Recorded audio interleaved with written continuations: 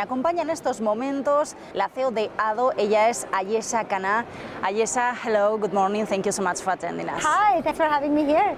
So, first of all, I would like to ask you about Addo. What do you do and what is your main goal here today? Well, Addo is an artificial intelligence solutions firm, and we build very large data platforms for some of the largest companies in the world in healthcare, logistics, smart city projects, and also in financial services. And I'm here today to talk about how can we imagine the future smart city and how we can have transportation and mobility inside of it. What do you think is the role of technology in these smart cities of the future, and how does it connect with the other parts of the ecosystem? Look, technology is going to be fundamental to us developing a city that is improving the lives and quality of lives of our citizens. This means when it comes to transportation, every city will be car light, will have autonomous vehicles, and there will be hyper-local communities that will be connected by high-speed rail, air, or sea transport.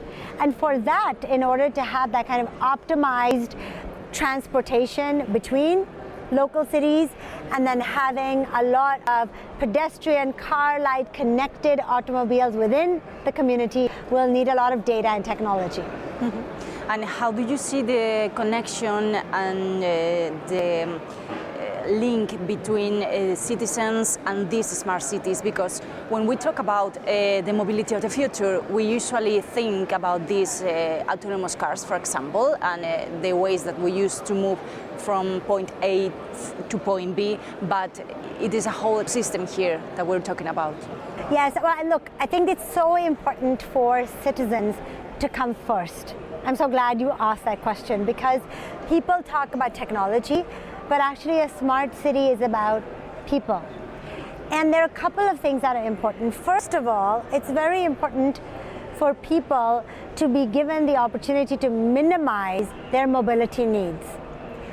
Instead of making vehicle first or transport first or mobility first, we need to make a city that's people first. And for people to not have to commute, they need everything that they need within 15 minutes of their location. And for that, most of it should be walkable or with bikes. And then any of the other transport that they have should be high speed between hyper-local communities, exactly as I spoke about earlier. So that is putting people first. And then all of the data and technology that's being used, it must be communicated to citizens. How is their data being used? How is this technology being used? Smart city elitism means we never tell citizens, but we should communicate with them. And they should be told how they can benefit from it and how their data will be protected. Mm-hmm. And do you think people, citizens, are we changing our minds already? Are we changing our culture? Yes, I think citizens are, first of all, accepting that we need more technology because we are much more online than ever before. But on the other hand, we're also seeing they're becoming more aware that data is being used, especially the European Union. There's so much awareness of the fact that why is this technology being used? How is this being used? People are asking questions. So the more we live in a hyper-connected city, whether it is healthcare, education, energy, or transport, the more it's important for people to value it, to know that it makes their lives more optimal, but also to question it, whether it is being governed properly in terms of its risks. And I do see a very positive change in people and citizens everywhere for that. Mm-hmm. And finally, what about companies and governments? Which is their point of view in all this transformation? Governments more than ever before know that as we're reaching an era when 10 billion people will live in cities by 2050. It has never been more important than to reduce congestion, to improve quality of life, to reduce pollution in cities. And they need to come up with new ways of sustainable transportation. And one of the big things that's going to help us is this new concept of digital twins.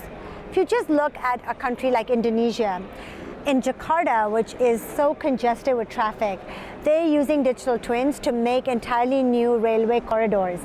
And by using digital twins, they have reduced the time that it takes to build it by 10%. So by using data, you can have better management of these projects and release this public infrastructure sooner to the public so that they can use it and then have less time sitting in traffic.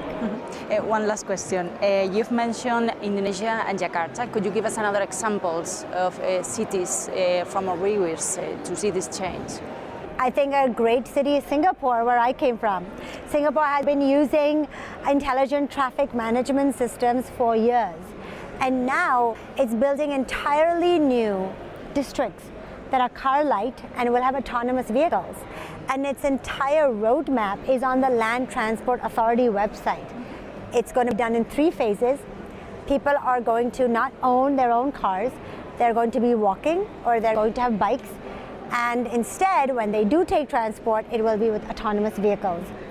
And if they want to go between communities, they will take air taxis, like the German Volocopter. That's starting in 2 years. And that is an electric helicopter or drone taxi. So sustainability, automation, and reducing the need of private vehicle ownership is a dream of Singapore that is effectively planning out over the coming decades. Okay, so Singapore is an example. Yes. Ayesha Khanna, thank you so much for attending us. Thank you so much.